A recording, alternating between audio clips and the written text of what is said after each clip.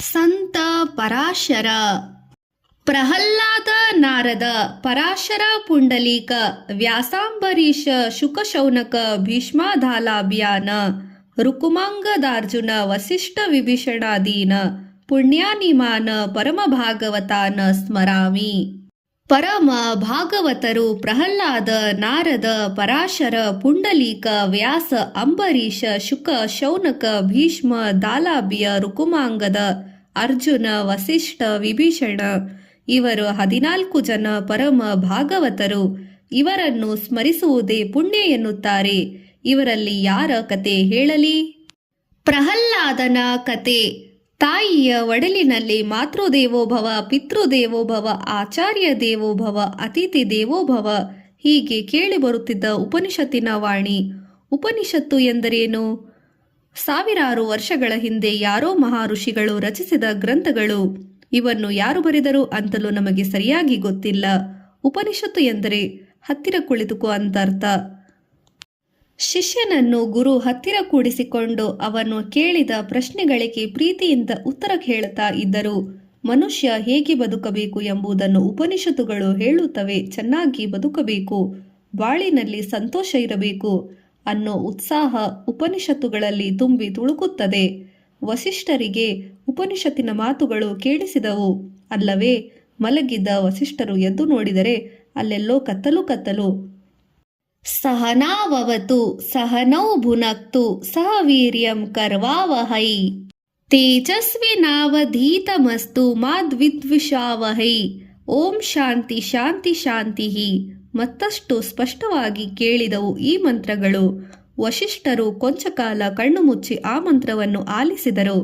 ಅದು ತನ್ನ ಸೊಸೆಯ ಕಂಡೆಯಿಂದ ಬಂದ ಧ್ವನಿ. ಓಹೋ, ಈಗ ಅರ್ಥವಾಯಿತು. ವಸಿಷ್ಠರು ಯಾರು? ಬ್ರಹ್ಮದೇವ ಮೊದಲು ಪ್ರಕೃತಿಯನ್ನು ಸೃಷ್ಟಿಸಿದ. ಆನಂತರ ಅದನ್ನು ನೋಡಿ ಸಂತೋಷ ಪಡಲಿ ಅಂತ 9 ಜನರನ್ನು ಸೃಷ್ಟಿಸಿದ. ಇವರು ಭೃಗು, ಪುಲಸ್ತ್ಯ, ಪುಲಹ, ಕೃತು, ಅಂಗಿರಸ, ಪುರಿಚಿ, ಪುರಿಚ, ದಕ್ಷ, ಅತ್ರಿ ಮತ್ತು ವಸಿಷ್ಠ. ಇವರಿಗೆ ನವಬ್ರಹ್ಮರು ಅಂತ ಹೆಸರು. ಇವರು ಸಂಸಾರ ಮಾಡಲು ಮತ್ತೆ 9 ಜನ ಕನ್ಯೆಯರು ಬೇಡವೇ? ಸರಿ. ಖ್ಯಾತಿ, ಭೂತಿ, ಸಂಭೂತಿ, ಕ್ಷಮೆ, ಪ್ರೀತಿ, ಸನ್ನತಿ, ಊರ್ಜೆ, ಅನಸೂಯೆ ಮತ್ತು ಪ್ರಸೂತಿ ಹೀಗೆ ನವಕನ್ಯೆಯರ ಸೃಷ್ಟಿ ನಡೆಯಿತು. ಈ ನವಬ್ರಹ್ಮರು ಈ 9 ಕನ್ಯೆಯರನ್ನು ಮದುವೆಯಾದರು. ವಸಿಷ್ಠರು ಪ್ರಸೂತಿಯೇ ಕೈ ಹಿಡಿದರು. ಈ ದಂಪತಿಗಳಿಗೆ ಕಾಲಕ್ರಮವಾಗಿ ಶಕ್ತಿ ಎಂಬ ಮಗ ಹುಟ್ಟಿದ. ಬುದ್ಧಿವಂತ, ಆದರೆ ಶಕ್ತಿ ಮಹಾಬುದ್ಧಿವಂತ. ಎಲ್ಲ ಶಾಸ್ತ್ರಗಳನ್ನು ಓದಬೇಕು ಎಂದು ಅವನ ಆಸಕ್ತಿ. ಎಲ್ಲವನ್ನು ಒಮ್ಮೆಲೇ ಕಲಿಯಬೇಕು ಎಂಬ ಹಠ. ಕಲಿತಿದ್ದನ್ನು ಅರೆ ಕ್ಷಣದಲ್ಲೇ ಸಾಧಿಸಬೇಕೆಂಬ ಛಲ. ಇಷ್ಟೆಲ್ಲ ಒಳ್ಳೆಯ ಗುಣದಲ್ಲಿದ್ದರೂ ಶಕ್ತಿಯಲ್ಲಿ ಒಂದು ದೊಡ್ಡ ದೌರ್ಬಲ್ಯವಿತ್ತು. ಸಣ್ಣ ಪುಟ್ಟ ವಿಚಾರಗಳಿಗೆಲ್ಲ ಬೇಗನೆ ಸಿಟ್ಟಾಗುತ್ತಿದ್ದ. ಸಿಟ್ಟೆಂಬುದು ಸದಾ ಆತನ ಮೂಗಿನ ಮೇಲೆ ಕುಡಿಯುತ್ತಿತ್ತು. ವಸಿಷ್ಠರು ಇದನ್ನು ಗಮನಿಸಿ ಅನೇಕ ಬಾರಿ ಹೇಳಿದ್ದರು. ಋಷಿಗಳಿಗೆ ಕೋಪವೆಂಬುದು ಒಂದು ದೊಡ್ಡ ಶತ್ರು. ಅವರು ಕಷ್ಟಪಟ್ಟು ಗಳಿಸಿದ್ದ ತಪಸ್ಸಿನ ಶಕ್ತಿಯನ್ನು ಕೋಪ ಅರೆಕ್ಷಣದಲ್ಲಿ ಹಾಳು ಮಾಡಿಬಿಡುತ್ತದೆ.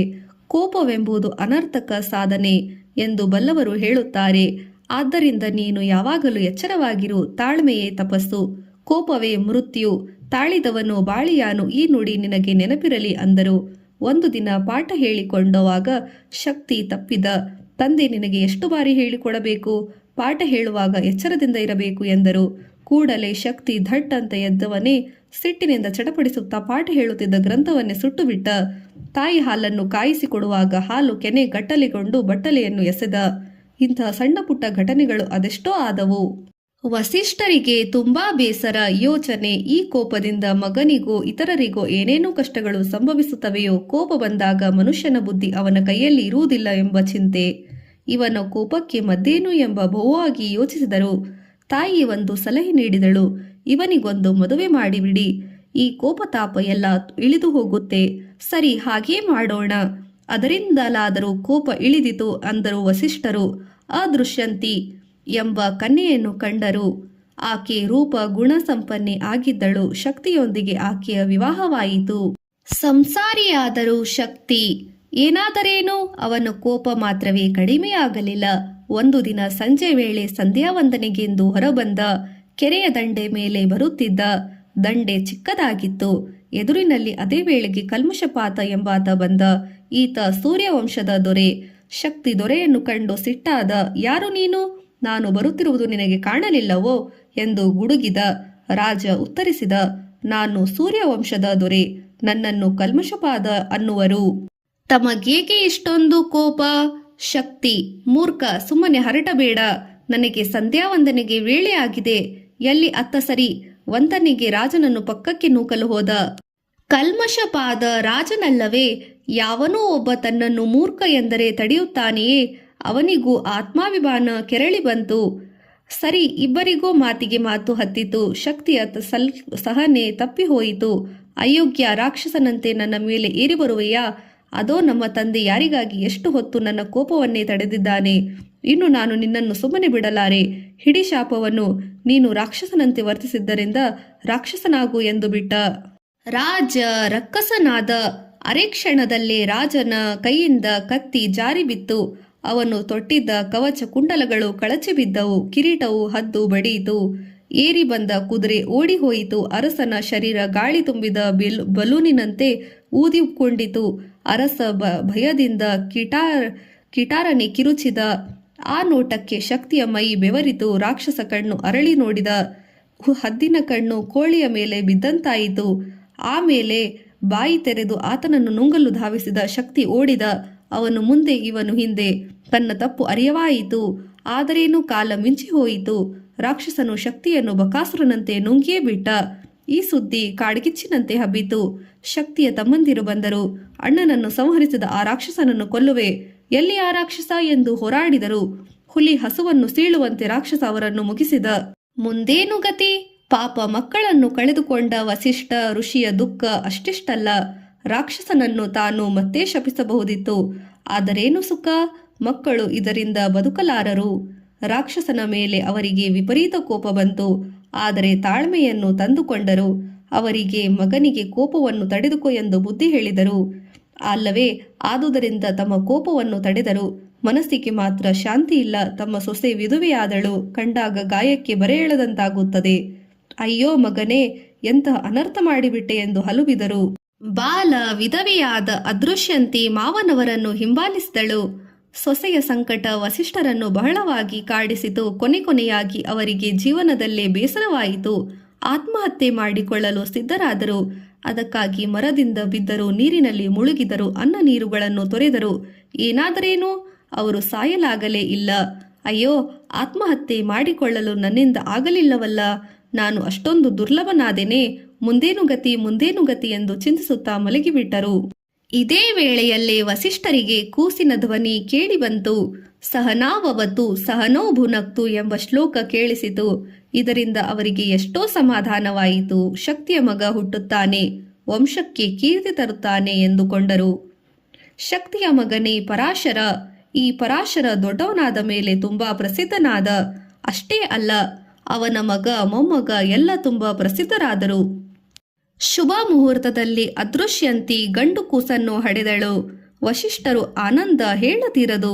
ಆಶ್ರಮದ ನಿವಾಸಿಗಳಿಗೆಲ್ಲ ಸಿಹಿಯನ್ನು ಹಂಚಿದರು. ಬಂದು ಹೋದವರೆಲ್ಲ ಮಗುವಿಗೆ ತೇಜಸ್ಸಿಗೆ ಬೆರಗಾದರು. ಮಗುವಿಗೆ ಹೆಸರೇನು ಇಡಬೇಕು? ಒಬ್ಬೊಬ್ಬರಂತೂ ಒಂದೊಂದು ಸೂಚಿಸುವುದು ಅದಾಗುವುದು ವಸಿಷ್ಠರಿಗೆ ಹಿಡಿಸದಿರದು. ಕೊನೆಗೆ ಅವರೇ ಮಗುವಿಗೆ ಹೆಸರಿಟ್ಟರು. ಪರಾಶರ ಎಂದು ವಸಿಷ್ಠರು ಇಟ್ಟ ಹೆಸರು ಅನ್ವರ್ಥವಾದದ್ದು, ಸಾರ್ಥಕವಾದದ್ದು. ಮಗು ಹುಟ್ಟುವ ಮೊದಲು ವಸಿಷ್ಠರಿಗೆ ತುಂಬಾ ಬೇಸರವಾಗುತ್ತಿತ್ತು. ಬದುಕುವುದೇ ಬೇಕಿರಲಿಲ್ಲ ಅಲ್ಲವೇ? ಅವರಿಗೆ ಕವಿದಿದ್ದ ನಿರಾಶೆಯನ್ನು ಹೋಗಲಾಡಿಸಿ ಆಸೆಯನ್ನು ಉಂಟು ಮಾಡುವ ಈ ಮಗು. ಆದ್ದರಿಂದ ಪರಾಶರ ಎಂದು ಕರೆದರು. ಸಂಸ್ಕೃತದಲ್ಲಿ ಪರಾಶ ಇತರರಿಗೆ ಆಶೆಯನ್ನು ಉಂಟು ಮಾಡಿದವನು ಹೀಗೆ ಅರ್ಥ ಮಾಡುತ್ತಾರೆ. ಪರಾನ ತರ್ಕ ಶರೈಹಿ ಆಶ್ರುತಾಣಿ ಅಂದರೆ ತನ್ನ ವಿಚಾರಗಳಿಂದ ದುರಾಳಿಗಳನ್ನು ಸೋಲಿಸಿದ ಎಂದ ಅರ್ಥವಾಗುತ್ತದೆ. ಮುಂದೆ ಇವನು ದೊಡ್ಡ ವಿದ್ವಾಂಸನಾಗಿ ನೂರಾರು ಜನರಿಗೆ ಪಾಠ ಹೇಳಿ ಬಹುದೊಡ್ಡ ಗುರು ಎನಿಸಿಕೊಂಡು ಇದರಿಂದಲೇ ಹೆಸರು ಸಾರ್ಥಕವಾಯಿತು. ಪರಾಶರ ಬೆಳೆಯುತ್ತಾ ಬಂದ. ವಸಿಷ್ಠರೇ ಅವನಿಗೆ ವಿದ್ಯಾಭ್ಯಾಸ ಮಾಡಿದರು. ವೇದಗಳನ್ನು ಹೇಳಿಕೊಟ್ಟರು. ಒಳ್ಳೆಯ ಗುಣಗಳನ್ನು ಕಲಿಸಿದರು. ನನ್ನ ತಂದೆಗೆ ಈ ಗತಿಯಾಯಿತೆ. ಹೀಗೆ ವಸಿಷ್ಠರು ಮೊಮ್ಮಗನಿಗೆ ಪಾಠ ಹೇಳಿಕೊಡುವಾಗ ತಾಯಿ ಅದೃಶ್ಯಂತಿ ಮರೆಯಲ್ಲಿ ನೋಡುತ್ತಿದ್ದಳು. ಮಗನ ಪ್ರಗತಿಯನ್ನು ಕಂಡು ಆಕೆ ಹಿಡಿಸಲಾರದ ಆನಂದ, ಜೊತೆಗೆ ಸಹಜವಾಗಿಯೇ ಪತಿಯ ನೆನಪು. ಅವರು ಈಗ ಇದ್ದಿದ್ದರೆ ಮಗನನ್ನು ನೋಡಿ ಅದೆಷ್ಟು ಹಿಗ್ಗುತ್ತಿದ್ದರೋ ಎಂಬ ವೇದನೆ. ಒಂದು ದಿನ ತನ್ನ ತಾತ ವಸಿಷ್ಠರನ್ನು ಕುರಿತು ಪರಾಶರ ಅಪ್ಪಾಜಿ, ನಿನ್ನೆ ದಿನ ತತ್ವಮಸಿ ಎಂಬುದರ ಅರ್ಥ ನಾಳೆ ಹೇಳುವೆ ಎಂದಿದ್ದೀರಿ, ದಯಮಾಡಿ ಹೇಳಿ ಅಪ್ಪಾಜಿ ಎಂದು ಕೇಳಿದ. ಈ ಮಾತುಗಳನ್ನು ಅದೃಶ್ಯಂತಿ ಕೇಳಿದಳು. ಮಗನನ್ನು ಕರೆದು, ಮಗು, ಮಾವನವರು ತಾತ ಎಂದು ಕರೆಯಪ್ಪ ಎಂದು ಹೇಳಿದಳು. ಅವರು, ತಾತ ಏನಮ್ಮ, ಹಾಗಾದರೆ ನನ್ನ ತಂದೆಯಲ್ಲಿ ಎಂದು ಕೇಳಿದ ಹುಡುಗ. ತಾಯಿಗೆ ತುಂಬಾ ಸಂಕಟವಾಯಿತು. ತಂದೆಯ ಕತೆ ಕೇಳಿದರೆ ಮಗನಿಗೆ ಬಹು ದುಃಖವಾಗುತ್ತದೆ, ಕೋಪ ಬರುತ್ತದೆ ನಿಜ. ಆದರೆ ಎಷ್ಟು ದಿನ ಇದನ್ನು ಹೇಳದೆ ಬಿಡುವುದು? ತಾಯಿ ವಿಧಿಯಿಲ್ಲದೆ ಎಲ್ಲವನ್ನೂ ಹೇಳಿಬಿಟ್ಟಳು. ಅದನ್ನು ಕೇಳಿ ಮಗುವಿಗೆ ಈ ಲೋಕದ ಮೇಲೆ ಸಿಟ್ಟು ಬಂತು. ನನ್ನ ತಂದೆಗೆ ಈ ಗತಿಯಾಯಿತು ಎಂದು ಮನಸ್ಸು ಕುದಿಯಿತು. ಪರಾಶರ ದೊಡ್ಡವನಾದಂತೆ ಸಿಟ್ಟೆಂಬುದು ಮನಸ್ಸಿನಲ್ಲಿ ಭೂತಾಕಾರವಾಗಿ ಬೆಳೆದು ಬಿಟ್ಟಿತು.